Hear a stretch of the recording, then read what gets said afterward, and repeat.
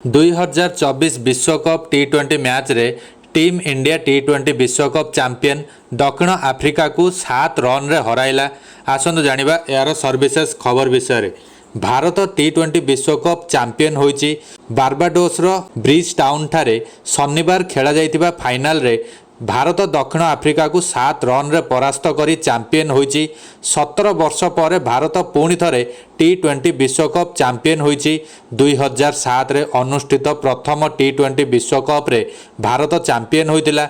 177 run लक्ष्य नहीं पड़िया को ओह्लाइथिबा दक्षिण आफ्रिका आरंभरू 2टी विकेट हराई संकट रे पड़िथिला। रेजा हेनरिक्स मात्र 4 रन एवं अधिनायक आइडेन माक्रम 7 रन करी आउट होइतिले। किंतु क्वांटन डी कॉक और स्ट्रान स्टॉप्स एक भल पार्टनरशिप करी पाली को संभाली। स्टॉप्स 31 रन करी आउट हेबा परे डी कॉक और हेनरिक क्लासन को मध्य भी एक भल पार्टनरशिप होइतिला। डी कॉक 39 रन करिथिबा बेले क्लासन 52 रन करथिले। डेविड मिलर 21 रन करी आउट हो जाइथिले। दल 20 ओभर रे 8 विकेट हराई 169 रन करि पारिथिला। टॉस जीति भारत प्रथमे बैटिंग निष्पत्ति नैथिला। अधिनायक रोहित शर्मा नेतृत्व में भारत 6 विकेट हराई स्कोर 176 रन करिथिला।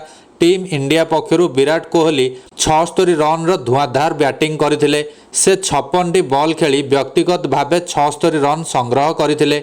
एथिरे 6टी चौका एवं 2टी छक्का शामिल थिला।